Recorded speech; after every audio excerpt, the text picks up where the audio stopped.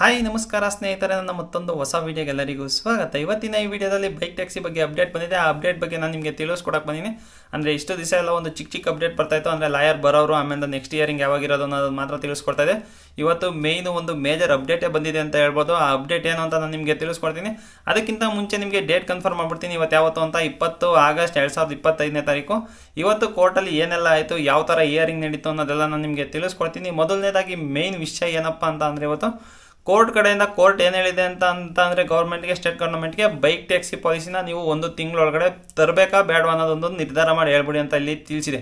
ಏನಕ್ಕಪ್ಪ ಅಂತಂದರೆ ಇಷ್ಟು ದಿವಸ ಬರುತ್ತೋ ಇಲ್ಲೋ ಅಂತ ಹೇಳ್ಬಿಟ್ಟು ಡೌಟ್ ಆಗ್ತಾಯಿತ್ತು. ಆಮೇಲೆ ತುಂಬ ದೂರ ಹೋಗ್ತಾನೆ ಇತ್ತು.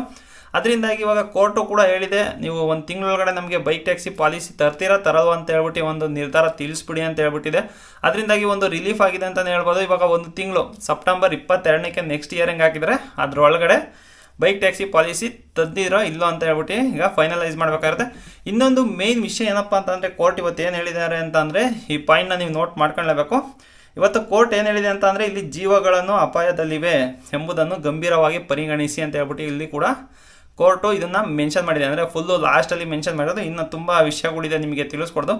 ಮೇಯ್ನು ಇಂಪಾರ್ಟೆಂಟು ನೀವು ಫೋಕಸ್ ಮಾಡಬೇಕಾಗುತ್ತೆ. ನೋಡಿ ಲಾಸ್ಟಿಗೆ ಕೋರ್ಟ್ ಏನಪ್ಪ ಹೇಳ್ತು ಅಂತ ಅಂದರೆ, ಇಲ್ಲಿ ಜೀವಗಳು ಅಪಾಯದಲ್ಲಿವೆ ಎಂಬುದನ್ನು ಗಂಭೀರವಾಗಿ ಪರಿಗಣಿಸಿ ಅಂತ ಹೇಳ್ಬಿಟ್ಟು ಇಲ್ಲಿ ತಿಳಿಸ್ತಾ ಇದೆ. ಇದು ಮೇಯ್ನ್ ಇಂಪಾರ್ಟೆಂಟ್ ವಿಷಯ ಅಂತಲೇ ಅನ್ಬೋದು. ಏನಕ್ಕೆ ಅಂತ ಅಂದರೆ, ನಮಗೆ ಬೈಕ್ ಟ್ಯಾಕ್ಸಿ ಬರ್ಬೋದು ಅನ್ನೋದು ಒಂದು ಹೋಪು ಲೈಟಾಗಿ ಬರ್ತಾ ಇದೆ.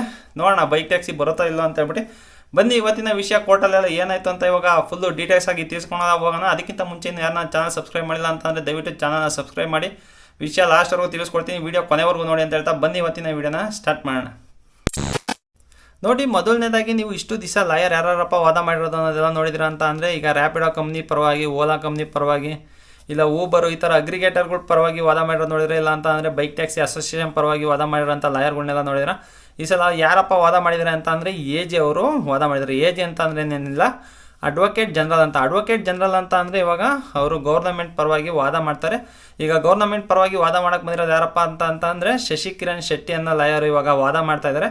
ಬನ್ನಿ ಇವಾಗ ಮೊದಲನೇದಾಗಿ ಕೋರ್ಟಲ್ಲಿ ಏನು ಹೇಳ್ತಾರೆ ಅಂತ ಅಂದರೆ, ಈಗ ಮೊದಲು ಕೋರ್ಟ್ ಏನಪ್ಪ ಹೇಳುತ್ತೆ ಅಂತ ಮೊದಲನೇದಾಗಿ ಮೇನ್ ಪಾಯಿಂಟ್ ಏನೇನು ಹೇಳಿದ್ರು ಅಂತ ಹೇಳ್ಬಿಟ್ಟು ನಾನು ನಿಮಗೆ ತಿಳಿಸ್ತಾ ಹೋಗ್ತೀನಿ.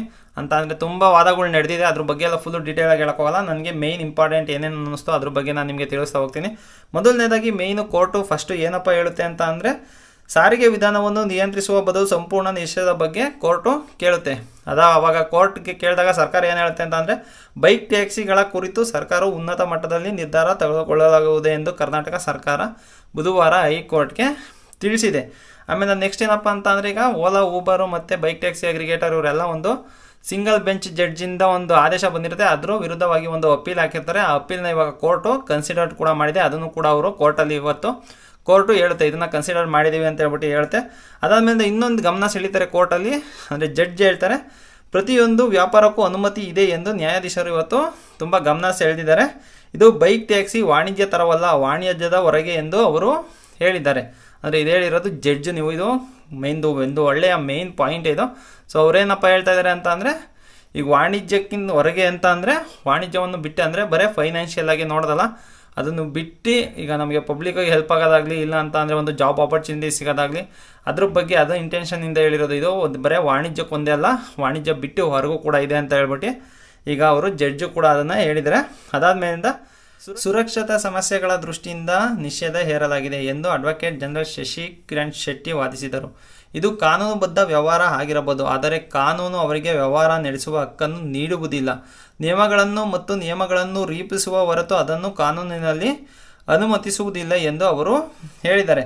ಅಂತಂದರೆ ಅವ್ರು ಏನು ಹೇಳ್ತಾ ಇದ್ದಾರೆ ಅಂತ ಅಂದರೆ, ಈಗ ನಿಯಮಗಳನ್ನ ರೂಪಿಸೋಕ್ಕಿಂತ ಮುಂಚೆ ಯಾವುದೇ ಆದಂಥ ಪರ್ಮಿಷನ್ನ ಕೊಡೋಕ್ಕಾಗಲ್ಲ ಅಂತ ಕೂಡ ಇಲ್ಲಿ ಹೇಳ್ತಾ ಇದ್ದಾರೆ. ಅದಕ್ಕೆ ಕೋರ್ಟ್ ಏನಪ್ಪ ಹೇಳ್ತು ಅಂತ ಅಂದರೆ, ಆರ್ಟಿಕಲ್ 19(1) ವಿಧಿಯ ಅಂದರೆ ಆರ್ಟಿಕಲ್ 1G ಅಡಿಯಲ್ಲಿ ಸಮಂಜಸವಾದ ನಿರ್ಬಂಧದ ಅಡಿಯಲ್ಲಿ ಕಾನೂನುಬದ್ಧ ವ್ಯಾಪಾರ ನಡೆಸುವ ಹಕ್ಕು ಇದೆ ಎಂದು ಪೀಠ ಪ್ರತಿಕ್ರಿಯಿಸಿತು. ಅಂತ ಅಂದರೆ ಇವಾಗ ಕೋರ್ಟ್ ಏನಪ್ಪ ಹೇಳ್ತು ಅಂತ ಅಂದರೆ, ಈಗ ಆರ್ಟಿಕಲ್ 19(1G ಅಂತ ಇದೆಯಲ್ಲ, ಅದರ ಅಡಿಯಲ್ಲಿ ಈಗ ಸಂವಿಧಾನದ ಅಡಿಗಳಲ್ಲಿ ನೀವು ಒಂದು ವ್ಯಾಪಾರ ನಡೆಸೋಕ್ಕೆ ಹಕ್ಕಿದೆ ಅಂತ ಹೇಳ್ಬಿಟ್ಟು, ಅಂದರೆ ಈಗ ಓಲಾ ಊಬರ್ ಅವರು ಕೂಡ ಅದೇ ಅಲ್ವಾ ಹೇಳಿದ್ದು. ಈಗ ಅದನ್ನು ಕೂಡ ಇವಾಗ ಕೋರ್ಟ್ ಅದನ್ನು ಮೆನ್ಷನ್ ಮಾಡಿ ಹೇಳಿದೆ. ನಂತರ AG ಅವ್ರು ಏನಪ್ಪ ಹೇಳ್ತಾರೆ ಅಂತ ಅಂದರೆ ಬೈಕ್ ಟ್ಯಾಕ್ಸಿ ಏನಾದ್ರು ಬಂದರೆ ಬೆಂಗಳೂರಲ್ಲಿ ತುಂಬ ಟ್ರಾಫಿಕ್ ಆಗುತ್ತೆ ಅಂತ ಹೇಳ್ಬಿಟ್ಟು ಇವರು ಕೂಡ ಹೇಳ್ತಾ ಇದ್ದಾರೆ.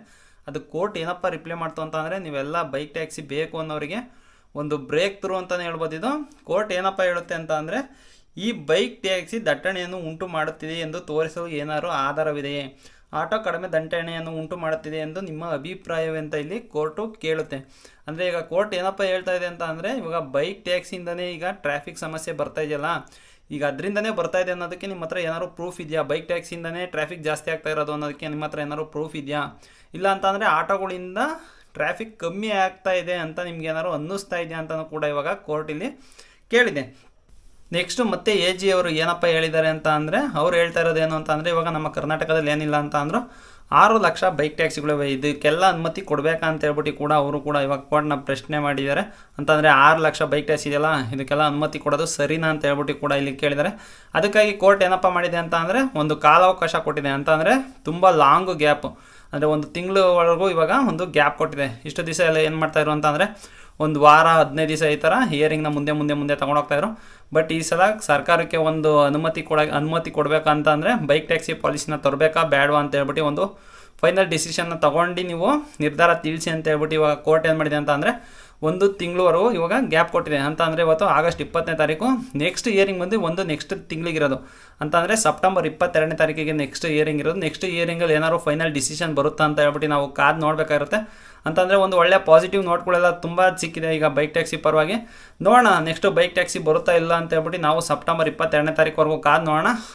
ನೋಡಿ, ಆಲ್ಮೋಸ್ಟ್ ಕೋರ್ಟಲ್ಲಿ ಏನಾಯಿತು ಅನ್ನೋದೆಲ್ಲ ನಾನು ನಿಮಗೆ ತಿಳಿಸ್ಕೊಟ್ಟಿದ್ದೀನಿ. ಅಂದರೆ ಮೇನ್ ಪಾಯಿಂಟ್ ಏನು ಹೇಳಬೇಕು ಎಲ್ಲನೂ ನಾನು ನಿಮಗೆ ತಿಳಿಸ್ಕೊಟ್ಟಿದ್ದೀನಿ. ಇನ್ನೊಂದು ಏನಪ್ಪ ಅಂತ ಅಂದರೆ, ಇನ್ಫಾರ್ಮೇಷನ್ ತೊಗೊಳೋದು ಅಷ್ಟು ಈಸಿ ಇರಲ್ಲ. ಎಲ್ಲ ಇನ್ಫಾರ್ಮೇಷನ್ನು ಕಲೆಕ್ಟ್ ಮಾಡಬೇಕಾಗಿರುತ್ತೆ. ಎಲ್ಲ ಇನ್ಫಾರ್ಮೇಷನ್ನು ಕಲೆಕ್ಟ್ ಮಾಡಿ ನೋಡಿ, ಟೈಮ್ ಎಷ್ಟು ಅಂತ ಇವಾಗ ಟೈಮ್ 11:33ಕ್ಕೆ ನಾನು ರೆಕಾರ್ಡ್ ಮಾಡ್ತಾ ಇರೋದು. 11:33ಕ್ಕೆ ರೆಕಾರ್ಡ್ ಮಾಡಿ ಇವಾಗ ಎಡಿಟ್ ಮಾಡಿ ತಿರ್ಗಾ ಈಗ ಆ್ಯಕ್ಷನ್ ಕ್ಯಾಮ್ರಿಂದ ತಿರ್ಗಾ ನಾನು ಮೊಬೈಲಿಗೆ ಶಿಫ್ಟ್ ಮಾಡ್ಕೊಂಡು ಮೊಬೈಲಲ್ಲಿ ಎಡಿಟ್ ಮಾಡ್ಕೊಂಡು ಮೊಬೈಲಿಂದ ಎಡಿಟ್ ಮಾಡಾದ್ಮೇಲೆ ತಿರ್ಗಾ ಅಪ್ಲೋಡ್ ಮಾಡಿ ಬೆಳಿಗ್ಗೆ ಎಷ್ಟೊತ್ತಿಗೆ ನಿಮಗೆ ಅಪ್ಡೇಟ್ ಸಿಗೋ ಥರ ನಾನು ಮಾಡ್ತೀನಿ. ನೋಡೋಣ. ಅಂದರೆ ತುಂಬ ಇನ್ಫಾರ್ಮೇಷನ್ ಎಲ್ಲ ತೊಗೊಂಡು ವೀಡಿಯೋ ಮಾಡ್ಬೇಕಾಗುತ್ತೆ. ಸುಮ್ಮನೆ ಯಾವುದೋ ಬಂದ್ಬಿಟ್ಟು ಒಂದು ವೀಡಿಯೋ ಮಾಡಿದೆ ಆಗ್ತೆ ವ್ಯೂಸ್ ಬರುತ್ತೆ ಲೈಕ್ಸ್ ಬರುತ್ತೆ ಅಂತ ಹೇಳ್ಬಿಟ್ಟು ಹಾಕಲ್ಲ. ಸೊ ಫುಲ್ಲು ಇನ್ಫಾರ್ಮೇಷನ್ ತೊಗೊಂಡು ಆ ಇನ್ಫಾರ್ಮೇಷನ್ ನಿಮ್ಮ ಜೊತೆ ಎಲ್ಲ ಶೇರ್ ಮಾಡಬೇಕು ಅಂತಲೇ. ಲೇಟ್ ಆದರೂ ಪರವಾಗಿಲ್ಲ, ಒಂದು 100% ಜಿನಿಯನ್ ಇನ್ಫಾರ್ಮೇಷನ್ ಕೊಡೋಣ ಅಂತಲೇ ಕಾರಣ ನಾನು ಕೂಡ ಒಂದು ಸ್ವಲ್ಪ ಲೇಟಾಗೇ ಹಾಕೋದು. ಸೊ ಇವಾಗ ನಿಮಗೆ ಬೆಳಗ್ಗೆ ಆಲ್ರೆಡಿ ಇವಾಗ ಸಿಕ್ಕಿದೆ ವೀಡಿಯೋ ಅಂತ ಅಂದ್ಕೊಂಡಿದ್ದೀನಿ. ಈ ವಿಡಿಯೋ ಏನಾದ್ರು ಇಷ್ಟ ಆಗಿದೆ ಒಂದು ಲೈಕ್ ಮಾಡಿ. ಇನ್ನೂ ಏನಾದ್ರು ಚಾನಲ್ ಸಬ್ಸ್ಕ್ರೈಬ್ ಮಾಡಿಲ್ಲ ಅಂತಂದರೆ ದಯವಿಟ್ಟು ಚಾನಲ್ನ ಸಬ್ಸ್ಕ್ರೈಬ್ ಮಾಡಿ ಅಂತ ಹೇಳ್ತಾ ನನ್ನ ಇವತ್ತಿನ ಈ ವಿಡಿಯೋ ಮುಗಿಸ್ತೀನಿ. Bye guys.